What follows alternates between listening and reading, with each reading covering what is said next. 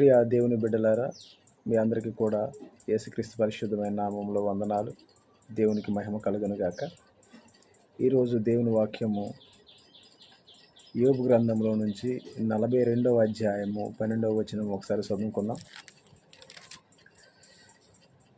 యెహోవా యోబును మొదట ఆశీర్వదించినంతటి కంటే మరి అధికముగా ఆశీర్వదించును. హల్లెలూయా. దేవునికి మహిమ కలుగును గాక.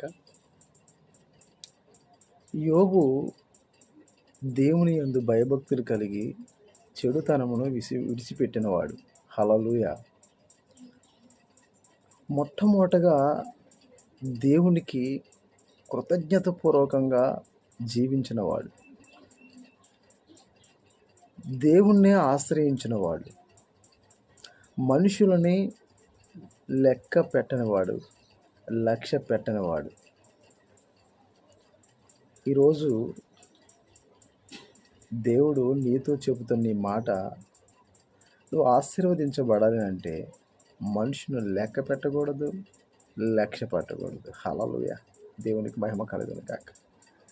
నీవు దేవునితో, దేవుడు నీతో ఎప్పుడైతే దేవుని యందు ఇలా నువ్వు ఆలోచిస్తావో, దేవుడు నిత్యముగా నీ మీద శ్రద్ధ నిలుపుతాడు. ఆనాడు మన పూర్వీకులు కూడా దేవుడితో నడిచారు. వాళ్ళు యోబు గారు కూడా దేవుని యందు ప్రతినిత్యము కూడా ఉదయకాలమే లేచి ఆరాధించేవాడు. హల్లెలూయా.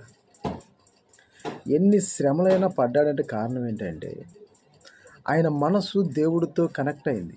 హల్లెలూయా.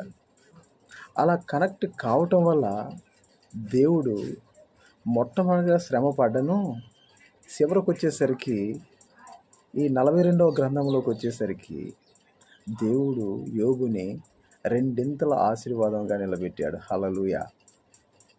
ఈరోజు నీవు ఏ శ్రమల మధ్యలో ఉన్నావో, మనుషులను ఆనుకొని ఉన్నావా, మనుషులను లెక్క పెడుతున్నావా, లక్ష్య పెడుతున్నావా, అది నీ హృదయాన్ని ఒక్కసారి పరీక్షించుకో. దేవుని వైపు చూసి ప్రతి శ్రమలోనూ ఆయనకు కృతజ్ఞతాపూర్వకంగా ఉండగలిగితే ఈ ఆశీర్వాదం నీకే. హల్లెలూయా. దేవుడు నిన్ను బహుగా దీవించి ఆశీర్వదించి అందరి ముందు రెండింతలుగా నిలబెట్టే కృపను నీకు దయచేస్తాడు. దేవునికే మహిమ, ఘనత, ప్రభావములు చెల్లునుగాక. హల్లెలూయా. హల్లెలూయా. దేవునికి స్తోత్రం.